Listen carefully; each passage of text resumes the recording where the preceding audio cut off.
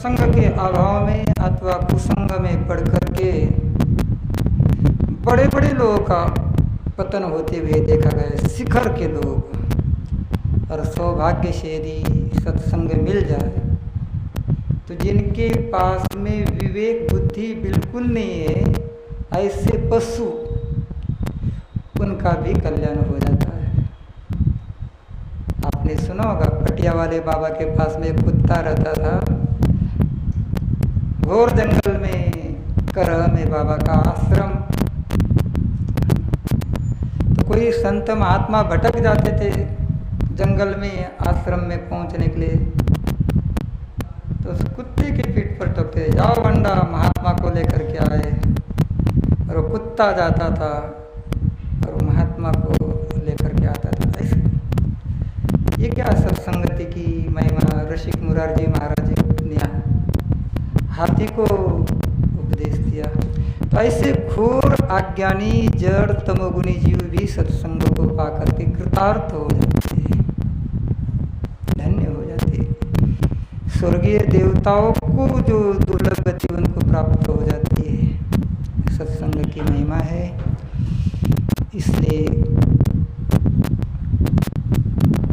पूज्य श्री आपके सद्गुरुदेव भगवान के जीवन में जो इतनी भारी सफलता दिखाई पड़ रही है, उनका त्याग, वैराग्य, तपश्चर्या, उनकी अलौकिक शक्ति सामर्थ्य तो है ही है, लेकिन उनके जैसे अन्य महापुरुष इस धरती पर हुए हैं, उनके समकाल में भी हुए हैं, उनके कोटि के। परंतु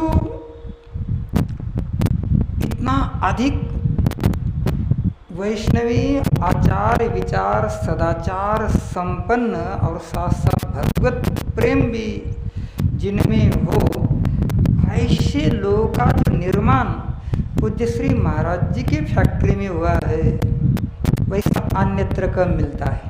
साधुता में तुलना कीजिएगा तो उनके जैसे है, इसमें कोई संदेह नहीं है।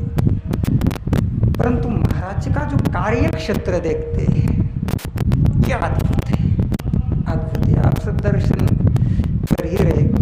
भारतवर्ष में घूमने फिरने का समय आया गुरुजनों की कृपा से, तो ऐसा कहीं दिखाई नहीं देता है। तो भाग्यशाली वो लोग सत्संग जिनको प्राप्त होता है। और वो सत्संग के, मैं ये जो कह रहा हूँ, उनके द्वारा इतना जो विलक्षण कार्य संपादित हुआ, इतने वैष्णव लोग बने। अब चलो एक बात हमको और याद आ गई, कह देते हैं, कहना दूसरी बात है लेकिन वो कह देते हैं। जगतगुरु स्वामी श्री रामानुजाचार्य जी महाराज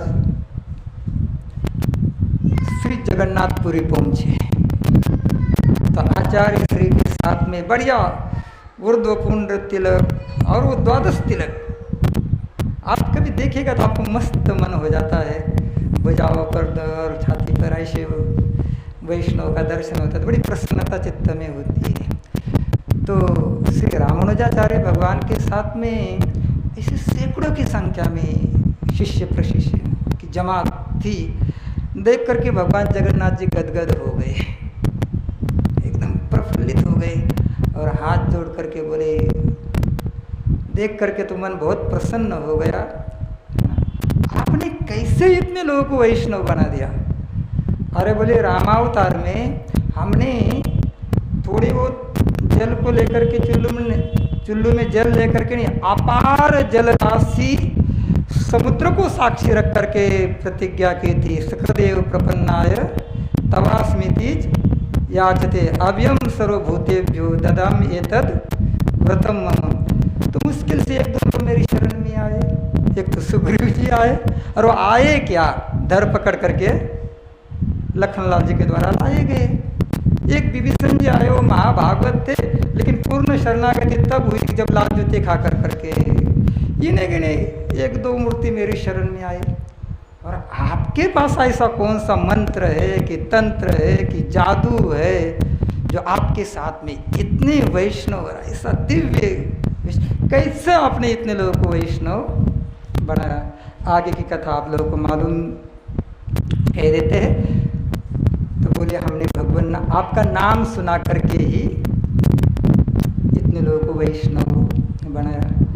मेरा कहने का मैं जो भाव जो मेरे दिमाग में आ रहे थे, जो महाराज जी का संबंध में कहा जाता गया, पूज्य श्री महाराज जी के बारे में आपने विचार व्यक्त करे मंच पर से, तो मेरे दिमाग में चिंतन होता है कि जब या रामानुजाचार्य जी महाराज जी के साथ में 100-150 महात्माओं को देख करके भगवान जगन्नाथ जी इतने प्रफुल्लित हो गए, तो आज यहाँ 25-30 हजार वैष्णवों को देख करके हमारे राघवेंद्र सरकार कितने प्रफुल्लित होते होंगे। ये आचार्य श्री का अद्भुत प्रभाव और उससे ज़्यादा महिमा या सत्संग की समझ में आ रही दास के काम कर रही है।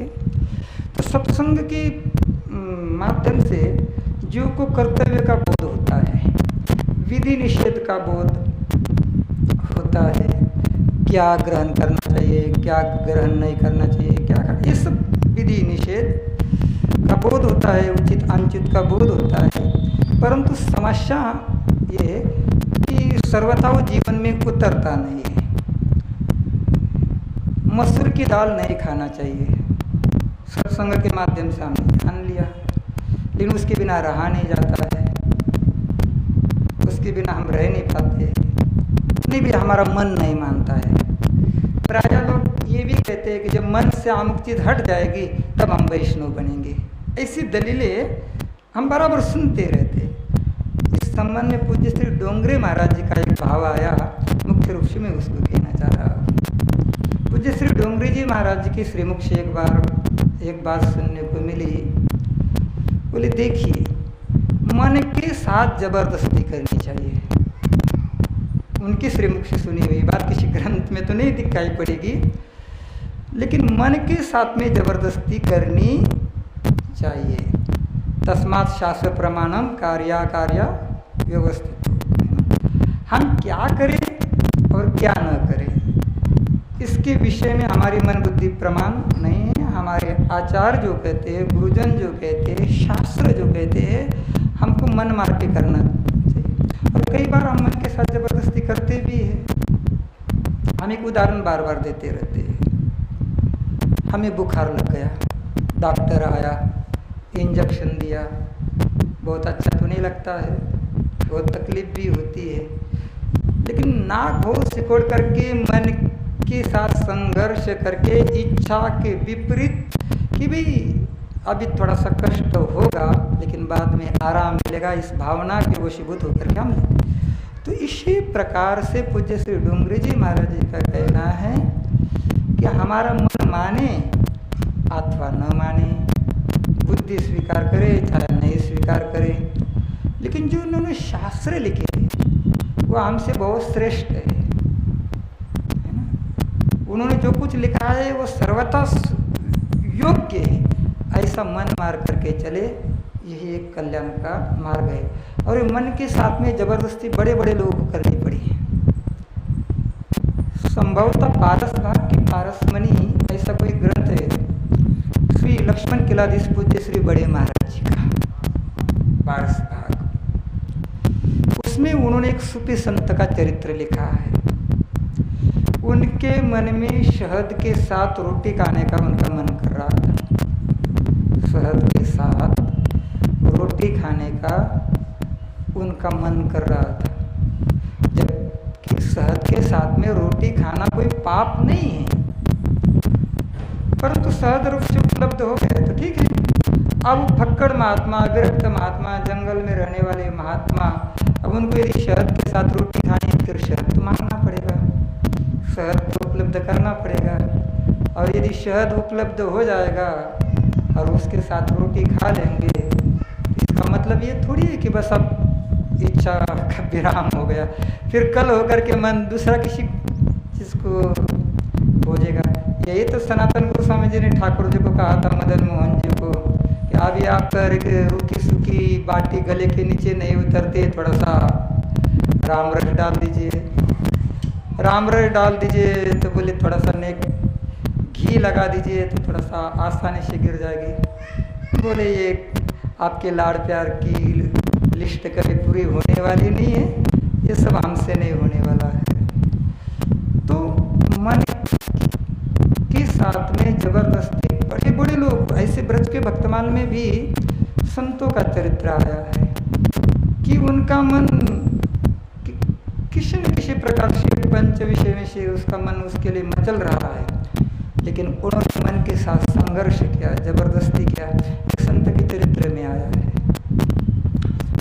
वो ब्रज में प्राय मधुकरी मांग कर करके महात्मा लोग प्रसाद पाते थे, आज भी पाते हैं। तो मधुकरी मांग कर करके वो प्रसाद पाते थे। एक संत, अच्छे संत थे, भजनानंदी महात्मा थे।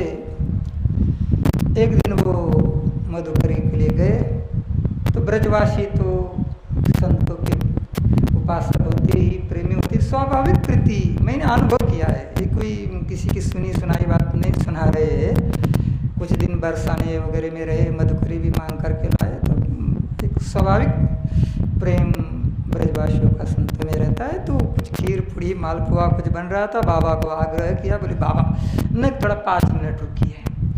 अब रुकते रुकते थोड़ा सा देर, आधा पौन घंटा लगा। वो मालपुआ लेकर के बाबा अपनी कुटिया में पहुंच गए, लेकिन उनका नियम बाकी था,